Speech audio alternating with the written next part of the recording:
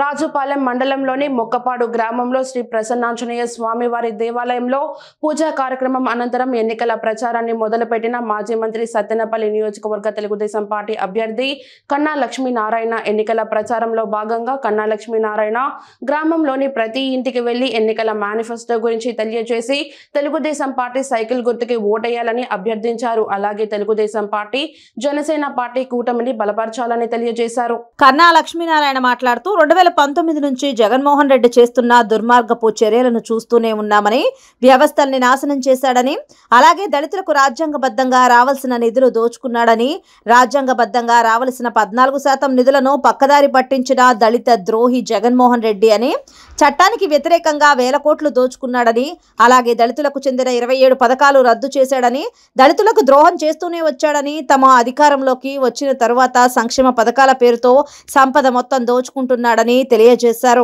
ఈ రాష్ట్రం అభివృద్ధి చెందాలంటే దళిత సోదరులు, మైనార్టీలు, ఎస్సీలు, ఎస్టీలు అందరూ తెలుగుదేశం పార్టీ, జనసేన పార్టీ కూటమికి మద్దతు తెలపాలని తెలియజేశారు. దగ్గర నుంచి లాక్కొని మైనింగ్ మొత్తం నువ్వే చేసుకుంటున్నావు. అలాగే అటవీ సంపద అయినటువంటి ఎర్రచందనం మొత్తం దొంగతనంగా అమ్ముకుంటున్నావు. ఈ రకంగా ఈ రాష్ట్రాన్ని అన్ని రకాలుగా అన్ని రంగాల్లో దోచుకుంటూ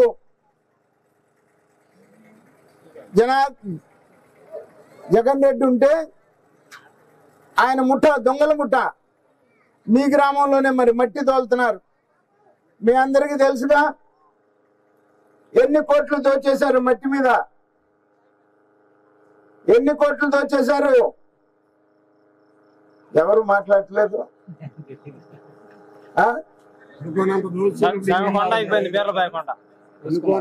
బేరవల్లిపై కొండ సగం అయిపోయింది, త్రిపురాపురం మొత్తం అయిపోయింది, మొక్కపాళ్ళు కూడా మరి నాకు తెలిసి మట్టి తవ్వుతున్నారు.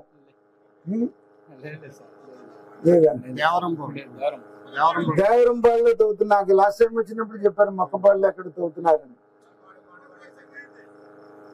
ఈ రకంగా జగన్మోహన్ రెడ్డి రాష్ట్రాన్ని దోచేస్తే ఈ దొంగల ముఠాలో ఉన్నటువంటి ముఠా సభ్యులంతా కూడా నియోజకవర్గాలని దోచేయటం, ప్రజల్ని ఇబ్బంది పెడతాం, ప్రజల మీద కేసులు పెట్టడం, ఈ రకంగా ఒక అరాచక పాలన, ఒక రాక్షస పాలన, ఒక సైకో పాలన ఈ రాష్ట్రంలో జరుగుతున్నటువంటి పరిస్థితి ఉంది. మనం ఈ రాష్ట్రాన్ని రక్షించుకోవాలి ఈ రాక్షసుడి చేతి నుండి. మన అమరావతిని, రాజధానిని మన నిర్మాణం చేసుకోవాలి. ఈ రాష్ట్రం రక్షింపబడాలి అని అంటే తెలుగుదేశం, జనసేన కూటమి అధికారంలోకి వచ్చి చంద్రబాబు నాయుడు గారు ముఖ్యమంత్రి అయితేనే ఈ రాష్ట్రం ప్రజాస్వామ్యబద్ధంగా ప్రజాస్వామ్య పాలన జరుగుతుంది. మన బిడ్డల భవిష్యత్తుకి అవకాశం ఉంటుంది. ఈ రాష్ట్రాన్ని అభివృద్ధికి అవకాశం ఉంటుంది. సంక్షేమ కార్యక్రమాలు మనం జగన్మోహన్ రెడ్డి కన్నా కూడా 100 రెట్లు ఎక్కువ చేస్తాం.